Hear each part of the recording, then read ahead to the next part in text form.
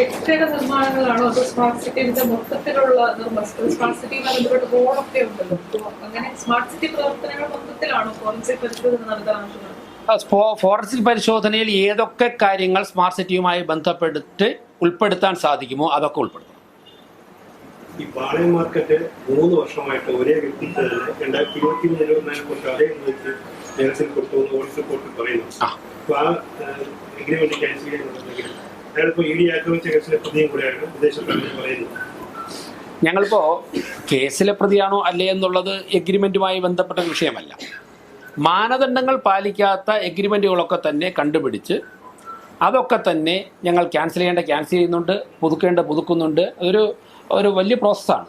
ആ process finance standing committee, deputy മേയറുടെയും finance standing committee അംഗങ്ങളുടെയും നേതൃത്വത്തിൽ വളരെ വേഗത്തിൽ മുന്നോട്ട് പോവുകയാണ്. പക്ഷേ ഈ കടൽ പോലെ കിടക്കുന്നത് കൊണ്ടും നമ്മുടെ എഞ്ചിനീയറിംഗ് ഡിപ്പാർട്ട്മെൻറ്റിന് തന്നെ നോൺ ടാക്സിനൊക്കെ തന്നെ ഇത് എവിടെയൊക്കെയാണ് കിടക്കുന്നത്, എന്തൊക്കെയാണ് പ്രശ്നങ്ങളെന്ന് ഐഡൻറ്റിഫൈ ചെയ്യാനായിട്ട് രേഖകളൊക്കെ കുറേ ഓൺലൈനിലുണ്ട്, കുറേ രേഖകൾ ഫിസിക്കലാണ്. ഇതൊക്കെ കണ്ടുപിടിച്ചെടുക്കുന്നതിൻ്റെ സമയമെടുക്കും. പക്ഷേ ശ്രദ്ധയിൽ വരുന്നതൊക്കെ തന്നെ വളരെ വേഗത്തിൽ ചെയ്യുന്നുണ്ട്. ഞാൻ അടുത്ത ദിവസം പറയാം, ചില ലേലങ്ങൾ ഒന്നുകൂടി പുനഃക്രമീകരിച്ചപ്പോഴേക്കും ലക്ഷക്കണക്കിന് രൂപയാണ് ഒരൊറ്റ ലേലത്തിൽ തന്നെ കോർപ്പറേഷന് കൂടുതൽ കിട്ടിയിരിക്കുന്നത്. 120% വർധനവയാണ് ഒരു ലേലത്തിൽ കിട്ടിയിരിക്കുന്നത്. 120% വർധനവ്. അങ്ങനെയുള്ള കാര്യങ്ങൾ നടന്നു വരികയാണ്. കുറച്ചുകൂടി വ്യക്തമായ ശേഷം മാധ്യമങ്ങളോട് പറയാം. ചീഫ് സെക്രട്ടറിയോട് എത്രയും പെട്ടെന്ന് തന്നെ സ്മാർട്ട് സിറ്റിയുടെ യോഗം വിളിക്കുവാനും ആ സ്മാർട്ട് സിറ്റി യോഗത്തിൽ സ്മാർട്ട് സിറ്റിയുമായി ബന്ധപ്പെട്ട് ഫോറൻസിക് ഓഡിറ്റിന് വിധേയമാക്കേണ്ട കാര്യങ്ങളൊക്കെ തന്നെ ഫോറൻസിക് ഓഡിറ്റിന് വിധേയമാക്കുവാനും ആവശ്യപ്പെടും, രേഖാമൂലം ആവശ്യപ്പെടും.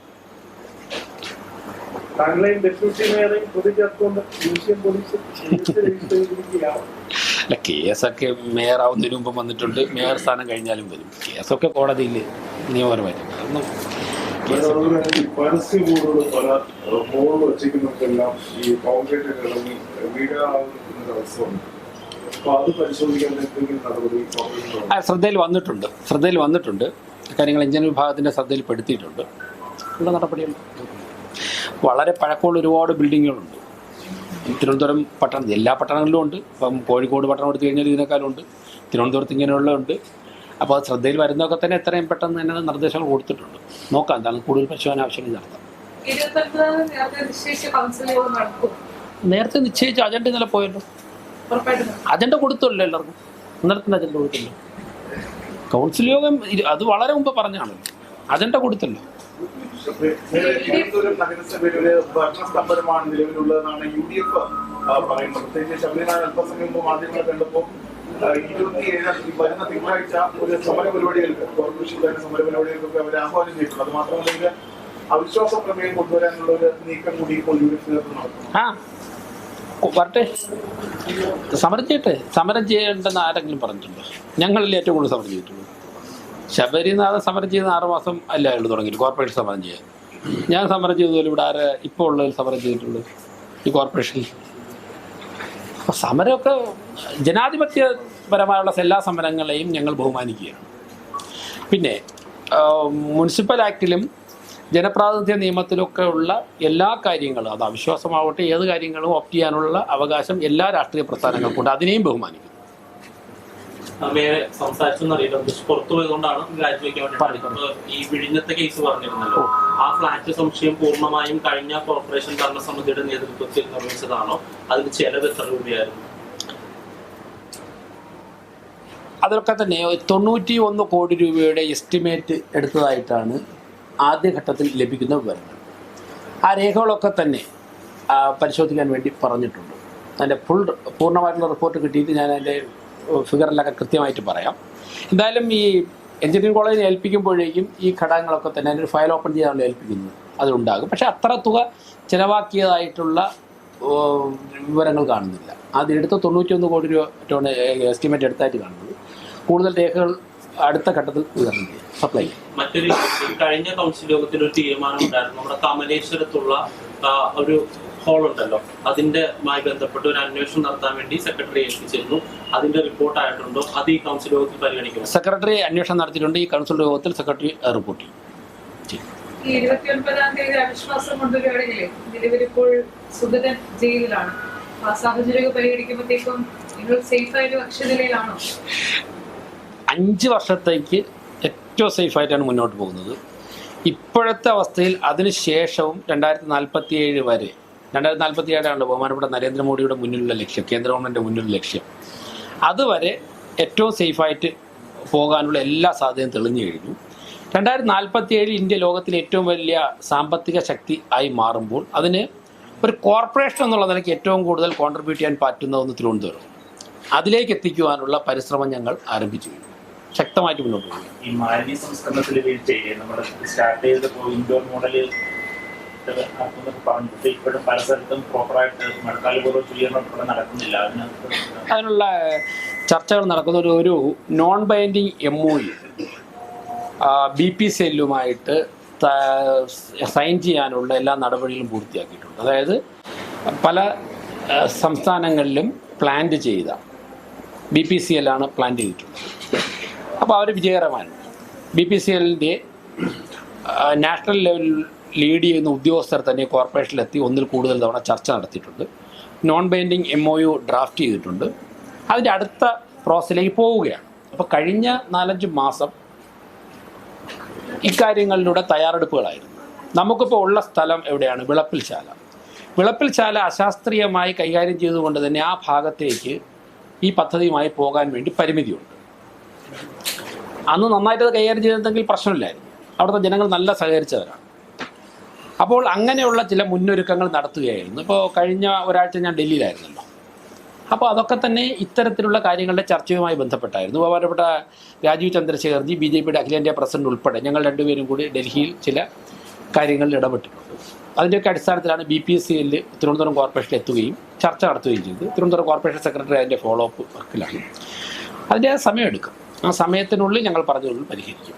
ഇപ്പോൾ തെരുവ് നായ്ക്കളുടെ കാര്യം 1 വർഷത്തിനകം പരിഹരിക്കുമെന്നാണല്ലോ ഞങ്ങൾ പറഞ്ഞിരുന്നത്. ഇന്നലെയാണ് 6 മാസം തികഞ്ഞത്. നിങ്ങൾ എവിടെയെങ്കിലും തെരുവുനായ ശല്യം രൂക്ഷമാണെന്ന് നിങ്ങൾ ചൂണ്ടിക്കാണിച്ചാൽ പരമാവധി അന്നത്തെ ദിവസം അല്ലെങ്കിൽ അടുത്ത ദിവസം അതിൻ്റെ അടുത്ത ദിവസവും അതിനെ ഞങ്ങൾ ഷെൽട്ടർ ചെയ്യും. പിടിക്കുന്ന ഒരു തെരുവുനായയും ABC കഴിഞ്ഞ് പുറത്തു വിടുന്നില്ല. ഇത് എല്ലാവരോടും മാധ്യമങ്ങളോട് പറഞ്ഞുകൊണ്ടാണ് ചെയ്യുന്നത്. മെഡിക്കൽ കോളേജിൽ പോയിട്ട് അന്ന് 22 എണ്ണത്തിന് പിടിച്ചു. ഓരോ ദിവസവും പിടിക്കുന്ന തെരുവുനായ്ക്കളുടെ റിപ്പോർട്ടുണ്ട്. എല്ലാ തെരുവുനായ്ക്കളും ഹെൽത്തിയാണ്. അപ്പം ഞങ്ങൾ 1 വർഷത്തിനകം അത് പരിഹരിക്കുമെന്ന് പറഞ്ഞു. 6 മാസം കൊണ്ട് തന്നെ പരിഹരിച്ച് തുടങ്ങി. ഈ തെരുവുനായ്ക്കളുടെ ബുദ്ധിമുട്ട് ഇപ്പം ആശുപത്രികൾ, കോളേജുകൾ, bus stand, railway station, museum ഇങ്ങനെയുള്ള സ്ഥലത്താണ് പിടിച്ചുകൊണ്ടിരിക്കുന്നത്. കഴിഞ്ഞ ദിവസം 1-2 വാർഡുകളിൽ നിന്നും അവിടെ പേവിഷബാധയേറ്റ 2 തെരുവുനായ്ക്കളുണ്ടെന്ന് പറഞ്ഞു. അപ്പം തന്നെ പോയിട്ട് പിടിക്കുക. ഇപ്പം നഗരത്തിലെ ജനങ്ങൾ അക്കാര്യത്തിൽ ഒരു ആശ്വാസത്തിലേക്ക് വരികയാണ്. പൂർണ്ണമായിട്ടും പരിഹരിച്ചു എന്ന് ഞാൻ പറയുന്നില്ല, ഒരു ആശ്വാസത്തിലേക്ക് വരിക. ഞാൻ നിങ്ങൾ മാധ്യമപ്രവർത്തകർ ഉൾപ്പെടെ സന്തോഷത്തോടെ പറയില്ലേ, നിങ്ങളുടെ അറിവിലും ഞങ്ങളെക്കാൾ കൂടുതൽ വിവരങ്ങൾ നിങ്ങൾക്ക് ലഭിക്കുമല്ലോ. ഇന്ന സ്ഥലങ്ങളിൽ അക്രമകാരികളായ തെരുവുനായ്ക്കളുണ്ട് എന്ന് പറഞ്ഞാൽ ആ നിമിഷം തന്നെ സ്ക്വാഡിനെ അയക്കാൻ വേണ്ടി തിരുവനന്തപുരം കോർപ്പറേഷൻ പ്രിപ്പയർഡാണ്. ഞങ്ങൾ 6 മാസം കൊണ്ട് അവിടെ എത്തിയില്ലേ. ബഹുമാനപ്പെട്ട മുഖ്യമന്ത്രിയെ തന്നെ പങ്കെടുപ്പിച്ചുകൊണ്ട് കുടിവെള്ള പ്രശ്നവും വെള്ളക്കെട്ടും പരിഹരിക്കുവാനുള്ള ഒരു കോൺക്ലേവ് തിരുവനന്തപുരം കോർപ്പറേഷൻ ഹോസ്റ്റ് ചെയ്യാൻ വേണ്ടി ഏറെക്കുറെ ആലോചിച്ചു പദ്ധതി പൂർത്തിയാക്കുന്നതിലേക്ക് പോവുകയാണ്. അതിൽ ബഹുമാനപ്പെട്ട ശ്രീ ബിജു പ്രഭാകർ, തിരുവനന്തപുരം ജില്ലയുടെ മുൻ കളക്ടർ, അദ്ദേഹം അതിലൊരു പേപ്പർ പ്രസൻറ്റ് ചെയ്യാൻ സമ്മതിച്ചിട്ടുണ്ട്. വാട്ടർ അതോറിറ്റിയുടെ ഉദ്യോഗസ്ഥന്മാരുമായി സംസാരിച്ചു വരികയാണ്. കുടിവെള്ള പ്രശ്നം പരിഹരിക്കാൻ വേണ്ടി അവരുടെ മുന്നിൽ നല്ല മാർഗങ്ങളുണ്ട്.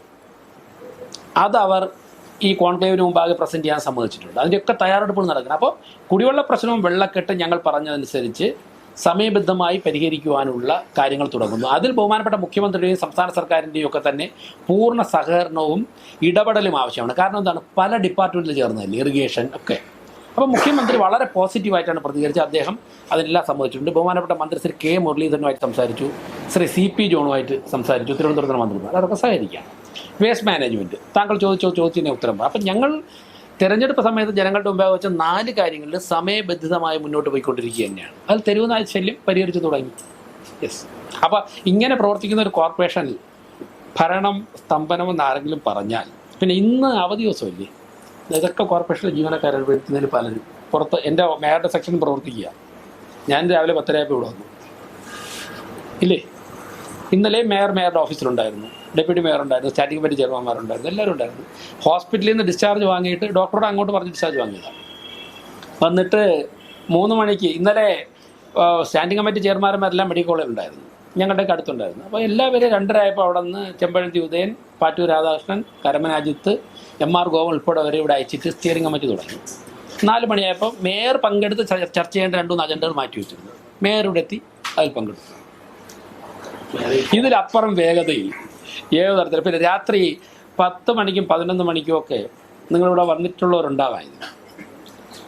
ഇവിടെ ആ സമയത്ത് ചർച്ചകൾ പലതും നടക്കുകയാണ്, ജനങ്ങൾ വരികയാണ്. മേയറെ കാണാൻ വേണ്ടി വരുന്ന ആർക്കെങ്കിലും കാണാൻ പറ്റിയില്ലെന്ന് പറയാറുണ്ട്.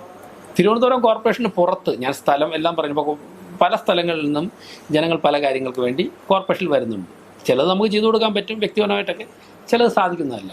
അപ്പം ഇങ്ങനെ പ്രവർത്തിക്കുന്ന ഒരു ദിവസം ഇവിടെ പ്രധാനപ്പെട്ട ആരെങ്കിലും അവധി എടുത്തിട്ടുണ്ട്, ഈ ഓഫീസിൽ ഫംഗ്ഷൻ ചെയ്യാതിരുന്നിട്ടുണ്ട്. അപ്പം അങ്ങനെ പ്രവർത്തിക്കുന്ന ഇതിലപ്പുറം എന്താണ് മനുഷ്യസാധ്യമായുള്ളത്?